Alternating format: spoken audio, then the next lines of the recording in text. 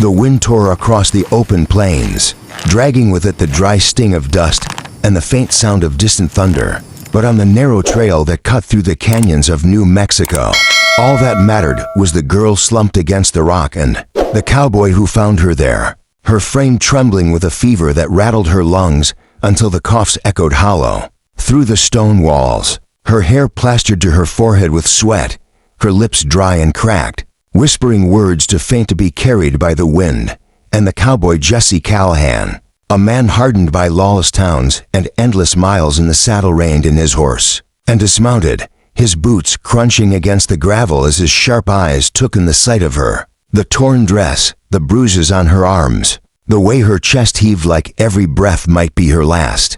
And though Jesse had seen death before, too much of it for one lifetime, something in the way she clutched at her chest and looked up at him, with desperate, watery eyes pulled at the place in him he thought long gone, the place that still remembered what it meant to protect, to save. And he dropped to his knees beside her, sliding one steady arm behind her shoulders as her coughing fit broke. What little strength she had left, her body sagging into him like a ragdoll, her breath hot against his neck as she tried to speak but failed. And Jesse hushed her gently. "Save your words, miss. I got you now," before lifting her with ease, carrying her like she was nothing more than a child, setting her carefully into the curve of his saddle, holding her steady as he mounted up behind her, one arm wrapped around her thin frame, the other gripping the reins, spurring his horse into motion. And as the storm rolled across the horizon, Jesse rode with fierce purpose, knowing in his gut that whoever left her broken on that trail wasn't far behind, that saving her wasn't just about outrunning death, but outrunning the men who'd already tried to take her life. And as her weak coughing subsided into faint gasps, Jesse lowered his head close to her ear and promised in a voice low and hard, "You just hold on, darlin'. I'll get you to safety, even if it's the last damn thing I do." The trail stretched endless beneath Jesse Callahan's horse, the desert swallowing them whole in its silence. But behind them he could feel the danger pressing closer, like shadows creeping at the edge of a fire. And every time the girl in his arms coughed, her frail body shaking with the effort, Jesse tightened his hold, murmuring words meant to steady her, though his own chest was heavy with the weight of what lay ahead. For the men who had left her half dead on that canyon trail weren't the kind to let loose ends ride free, and Jesse had crossed their kind before, merciless, greedy, and bound to blood debt sand as the sun bled into the horizon, painting the world in fire and ash. His horse's hooves drummed a steady rhythm of survival, carrying them across royos and jagged gullies while Jesse's mind raced with calculations. Where to hide, where to find water, where to keep her alive until she was strong enough to tell him who she was and why death chased her like a hound. But the truth began to unravel in fragments between her gasps for air. For as he pressed a canteen to her lips and begged her to sip slow, her trembling voice spilled pieces of a tale that made Jesse's blood run colder than the desert night. A story of a mining town gutted by greed, of men who dug not for silver or gold but for something darker, something buried deep in the hills that should have never been unearthed. And when they found it, they burned the town to keep it secret, leaving her the daughter of a foreman who tried to stop them, as nothing more than a warning. But she escaped, barely, coughing blood into the sand until Jesse's shadow fell across her. And now they wanted her silence, because if her voice carried to anyone with power, those men and what they found in the mines would be dragged into the light. And Jesse, with his jaw set like stone, felt the weight of her truth as keenly as the weight of her body in his arms, for he knew the West was built on secrets buried deep, and some men would burn every town from Kansas to Arizona to keep theirs hidden. Yet he also knew he'd already chosen his path the moment he lifted her into his saddle, and there was no turning back, not when her life and her truth were bound to his now. So as the stars broke through the black sky and coyotes howled across the mesas, Jesse rode harder, every muscle screaming with exhaustion, but his spirit unbroken, whispering against the fevered girl's temple, "Don't give up on me yet, darlin'. I'll see you safe, even if the devil himself rides after us." And somewhere behind them, as if to answer, the faint echo of hooves carried across the night, closer, hungrier. And Jesse knew the fight wasn't far, that soon steel, blood, And fire would decide whether the West swallowed another secret or let it breathe free. The desert night stretched into dawn, painting the mesas with bands of crimson and gold.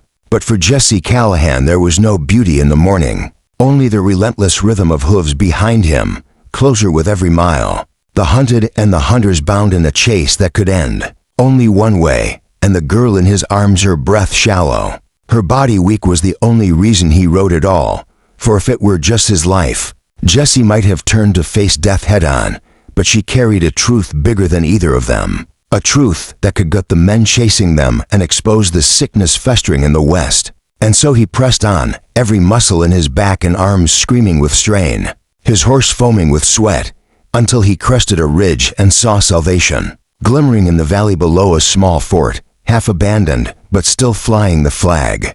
A place where soldiers might listen if a man spoke fast enough. A place where her story might live even if Jesse did not. But between him and that fort stretched miles of open sand, no cover, no mercy. And behind him the thunder of hooves grew, until the riders burst into view, black coats whipping in the wind, rifles glinting in the sun, their leader raising a hand and shouting for Jesse to stop, promising him a quick death if he did, a slow one if he didn't. And Jesse only grit his teeth, whispering against the girl's ear, "Hold on, darlin', just a little longer," before spurring his horse into the open valley, the chase exploding into fury, bullets whizzing past, dirt kicking up around them, the girl crying out faintly as Jesse bent low over her, shielding her frail body with his own. Every second a prayer that his horse could outlast theirs, every heartbeat a promise that he wouldn't let her die here, not on the sand, not without her truth heard. And as the fort drew closer, Jesse felt the searing burn of a bullet graze his side, tearing flesh, hot blood soaking his shirt. But he stayed upright, stayed steady, because to fall meant her end. And finally, as the gates of the fort loomed near, Jesse yanked the rifle from his saddle and twisted in his seat, firing back with a roar. One rider dropping, another scattering, enough chaos to buy him the last desperate yards. And when soldiers on the wall spotted the chaos and raised their own rifles, the tide shifted, the lawless men breaking off under the sudden hail of gunfire, their leader cursing Jesse's name as they vanished into the dust, leaving him swaying in the saddle, bloodied but unbroken, the girl clutched safe in his arms. And as the gates opened and soldiers rushed to take her, Jesse slid from the saddle with the last of his strength, placing her gently in their care, his voice ragged but firm. "Hear her story. Don't let her truth die out here," before collapsing to his knees, his vision dimming, his hand pressed over his wound. And in that moment, as the girl's faint cough steadied into weak words, carried to men who could finally make them matter, Jesse smiled through the blood, because he had kept his promise, because he had carried her through the storm, and whatever the cost, her truth would ride farther than he ever could, echoing across the frontier like a warning and a prayer. And as the world blurred and darkened, he whispered to no one and everyone, "That's enough for me," before falling into the silence of a man who had given all and earned a peace no bullet could take away. And friend, if this tale stirred your heart, if Jesse's grit and sacrifice kept you hooked till the last breath, then don't forget there are more stories like this waiting for you on this channel. More Wild West nights of courage, fear, and unbreakable spirit. So ride with us again. Hit that subscribe button, and let's keep the fire of the frontier burning together.